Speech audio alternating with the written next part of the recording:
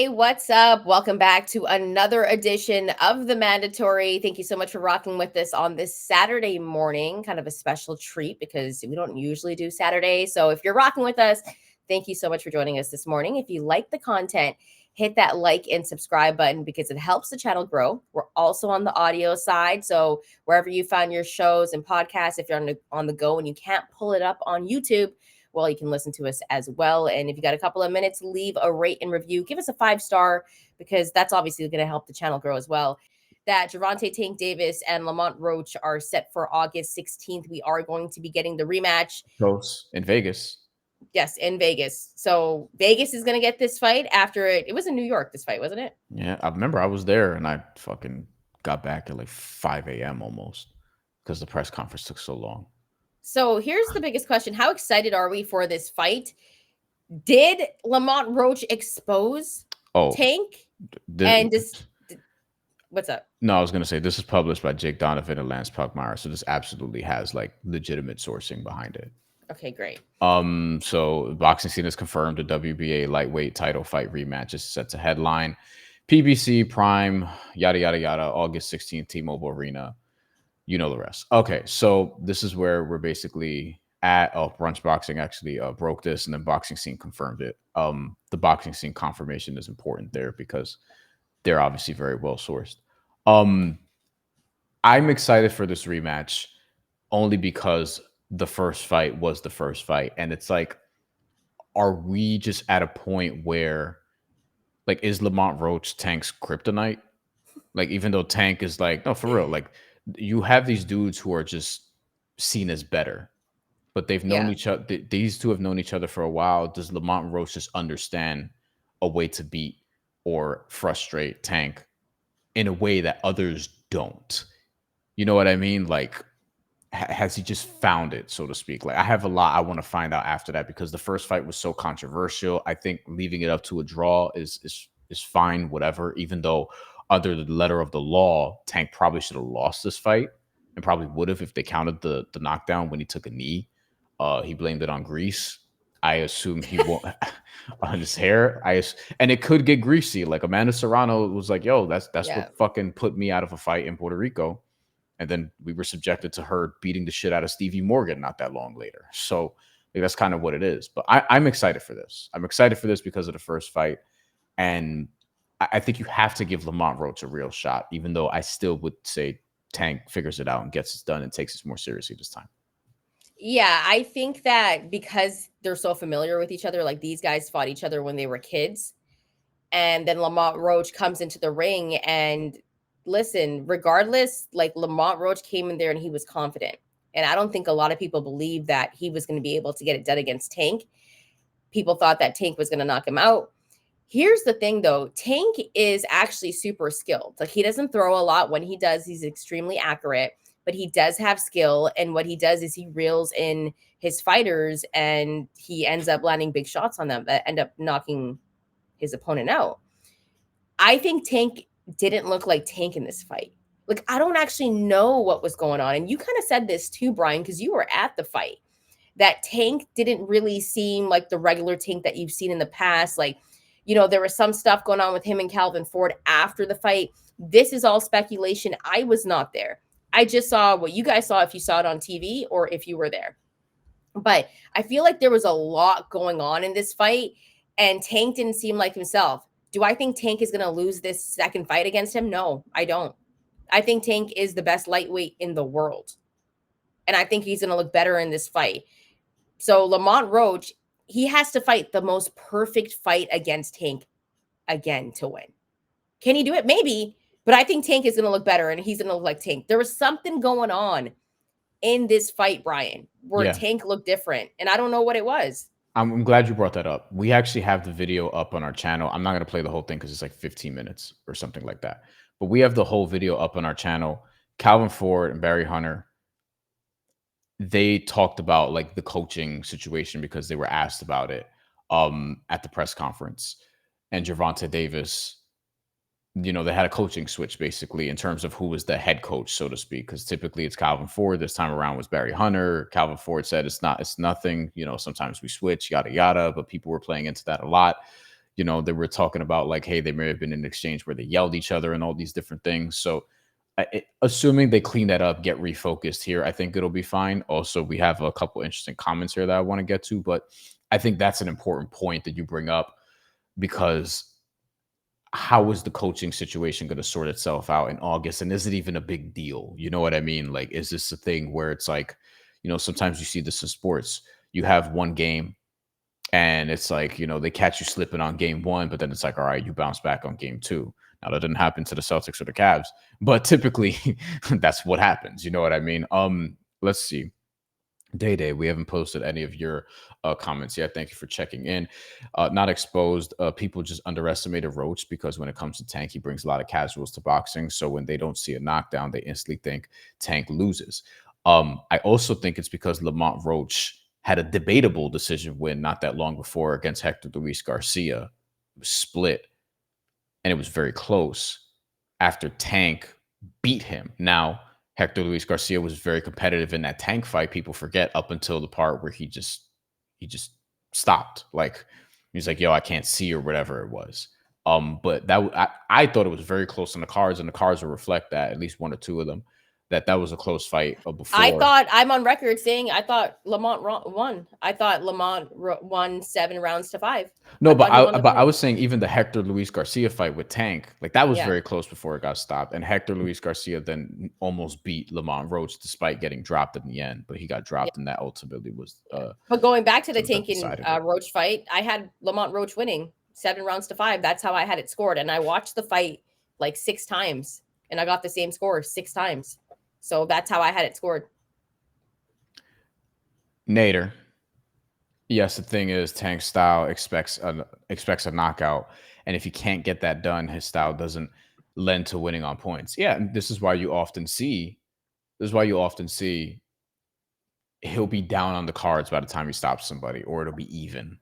It'll be like very close. I had Rolly up on the cards before Rolly got knocked out. You're not alone. One of the judges did as well. But like Ryan Garcia, for example, like that was one of the examples where he didn't win a round in that fight, really. Like he may have won one, but like that was a little different. But Hector Luis Garcia got rounds off of Tank, as did Isaac Cruz, as did Rolly Romero. Frank Martin actually was doing pretty well before he got dropped and stopped. And obviously Lamont Roach. And you could probably go back further and you could find rounds. You might even be able to find rounds that Yuriorkis Gamboa freaking got off of Tank, because he'd be starting so damn slow. Even Tank mentioning retirement during fight promotion had me thrown off. So Tank has said he wants to retire pretty soon. He said like end of this year, which I never buy that, but that's crazy. Who knows? I do sincerely think he does want to walk away early, though. I do think that, and he keeps saying that, and he keeps like, yo, I wanna take care of myself. I want to do therapy, but I don't want to do therapy, while I'm boxing, because I feel like it's gonna remove my killer instinct. I'm paraphrasing, but that's basically what he's saying. And while I think that may be a little bit like a mischaracterization of how much therapy can help you, I do think there's something to be said, given that what we saw with Deontay Wilder, where he looked like he was taking better care of himself, and then he started getting knocked out. Yeah. Unfortunately. But it is what it is. Clifton says this chat is actually smart. Yeah.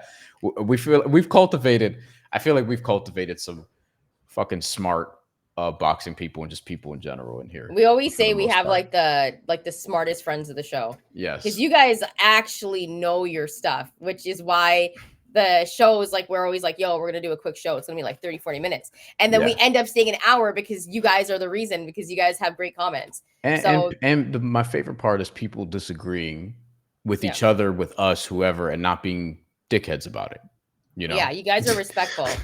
You guys are respectful, and you guys have had my back. One time there were some disrespectful dudes up in here, and some OG stepped up for me. So I do appreciate you guys. I do want to get to this. Actually, DT has a great comment. Okay, so wait, let's go. Like we're talking about rankings. We were talking about Shakur or whatever. DT says the rankings are disrespectful. Why Shakur is not in top 3 discussion? Then he says, Keyshawn Davis number 2. What are we saying? What rankings are you looking at, DT? Can you specify? Are we looking at like the Ring Magazine rankings? Like which ones? Because we would like to pull them up. He's going at Tank in the comments now. Yeah, who has kicked? Oh, you know what? I know what DT's talking about. Actually, Okay. I know what DT's Was it talking about. ESPN's rankings? Like, what was No, this? no, no, no, no, no. I think it's Ring Magazine's lightweight Okay. rankings, Yeah. which we can pull that up. Hopefully, they don't flag us. I Well, don't know. they're gonna obviously place the fighters that fight on their cards No, higher. And as you know, no, Tank and Turk have gotten into it a little bit. Tank and Turk, Tank has said some stuff and he's told the truth. no. It's true, but like, Okay. see, here we go. So this is from Ring Okay, themselves. let's pull it up. This is their lightweight rankings. See, screen share has really made this show better, huh? Now you could just see what we're talking about. Also, the chat isn't. So there's no vacant champion. There's no champion right now. It's vacant. Tank is number Oh one on the wow. Ring Magazine rankings, which is interesting because Yeah. Tank is not messing with them dudes at all. But the writers are trying to, right now it's starting off trying to be objective. We'll see how it ages. Keyshawn is second. Shakur is third. And I do agree. I think the reason is because maybe Shakur Stevenson hasn't been a lightweight for very long. I think that's the only argument you could use, but it doesn't make sense to me. Like, if you told me this was box rec, and I love box rec, but if you told me this is box rec, I'd be like, yeah, okay, that tracks, whatever, just because their system is a little more analytical and it's complex as to how you actually get there. But even on box rec, if you look at their rankings, which I'll pull up really quickly, this is the lightweight division. Tank is one, Shakur is two. Now, Raymond Murataya should not be three, I but think you could put William Zepeda at 3 or 4. I think Lamont Roach would have to be higher than 6, no? so let's see. Let's finish off these Ring Magazine I do rankings. like Andy Cruz in the top 10, I'm not gonna lie. He should be there. Yeah. He should be there. I think we're running the risk of overrating Andy Cruz a little bit, but I do think he's going to be good. I just would I like him. think he's gonna be really good, I would guys. like him to continue to prove it. You know what I mean? Yeah. But he's going to be fighting for a title within the next 2 years, maybe a year. Tank, Davis, Shakur, Zepeda, Raymond Murataya is fifth.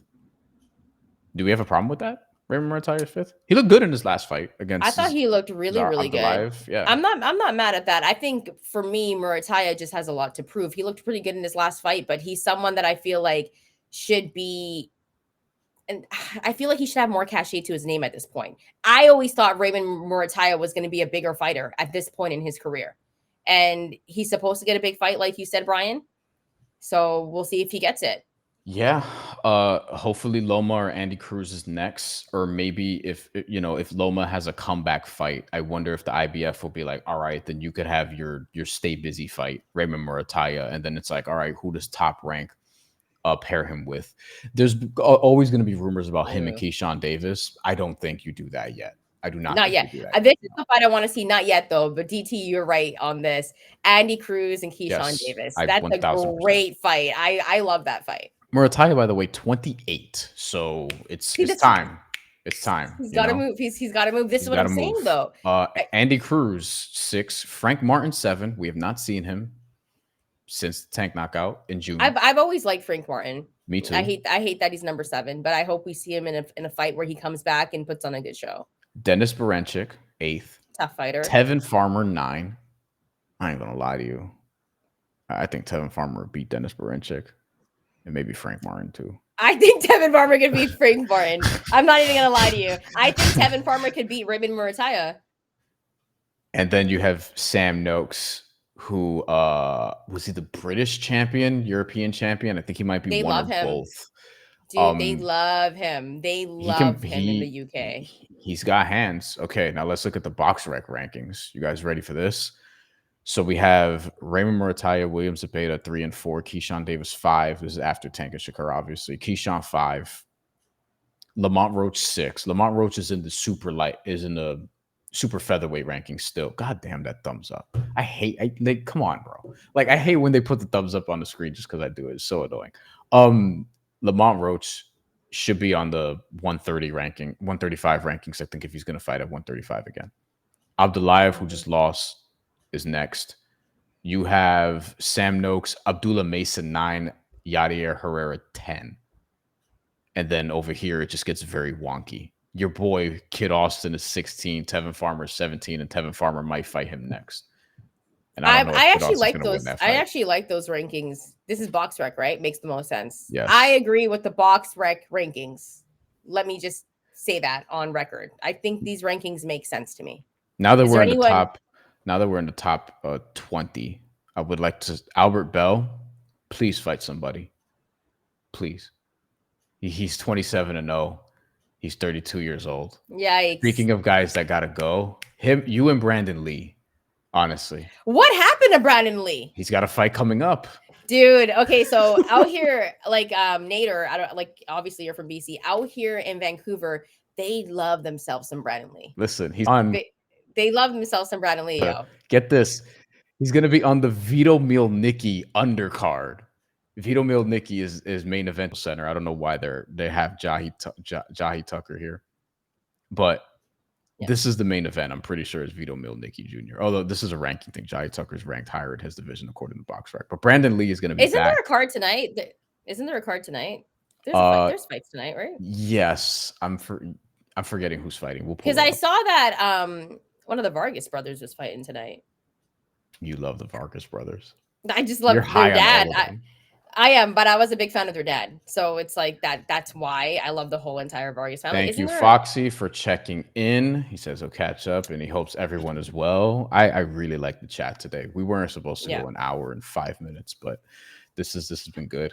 Saturday morning, how about that? Day says Abdullah Mason. Nader says 10. Abdullah active as hell. He might shoot up. I really like Abdullah Mason. I want to see him and Keyshawn eventually. Yo, we're getting just all the ads here. Yeah. Although I do use. Do you have to buy toilet paper? Or do you have to buy paper towel? No. I got like a whole like a whole box, and I just put them in the linen closet. Like we're good. Okay, got you. Good.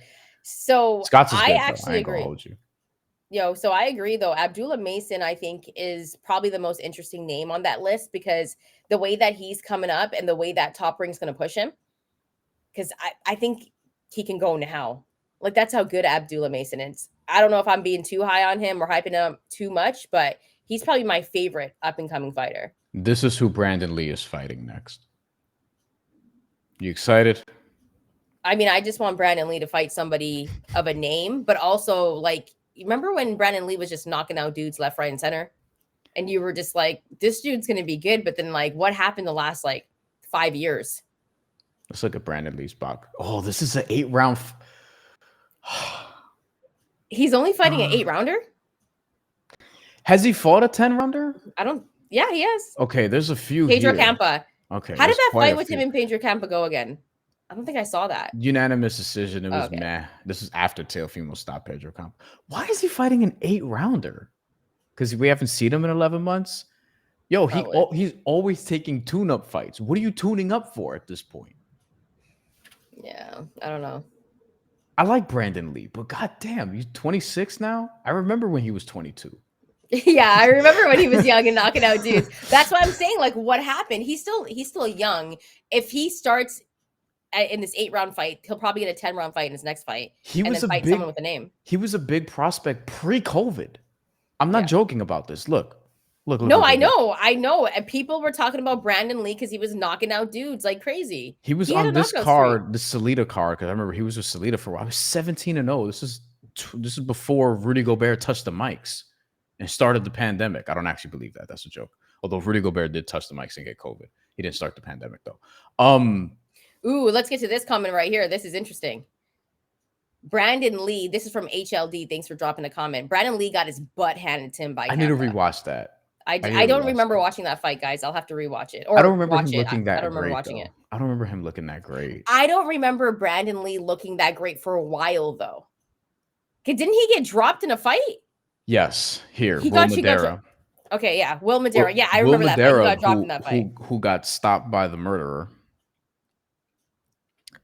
before that fight, 2 years before. And it's just Brandon Lee, bro, he signed a Matchroom last year. He won a fight on points, an 8-rounder against an undefeated fighter, Juan Anacana. Great last name. And now apparently he's fighting on this top ranked card. Like what? So he has mismanagement too? Yo, DT, this is actually this is actually a good comparison. And we're about to go here. Brandon Lee is the new Jaime Munguia. Ooh, I don't know about that. Like Jaime's kind of come up a little bit, right? Jaime Munguia took a minute, but Jaime Munguia, to his credit, he did win the title early, and then he faded for a bit. He had some wonky performances, but yeah, there's your Brandon Lee resume audit. It's interesting. We do want to see more from Brandon Lee. They love him out here in Vancouver because there's like a big Asian community out here. To answer your question about who's fighting tonight, yes, before we get up out of here, and if any other questions, comments, thank you for rocking with us for so long. Super chats, always welcome. Follow us on our own channels as well. We are super busy. I've been covering the NBA playoffs at the New York Post. We're doing watch-alongs for every Knick game, and then on my own YouTube channel, doing breakdowns, boxing and stuff. Shantelle is going to be doing a lot of cool stuff. TSN got CFL coming up. Seattle Storm sidelines. Yes. WNBA this season, so she'll be covering the shit out of Dominique Malonga.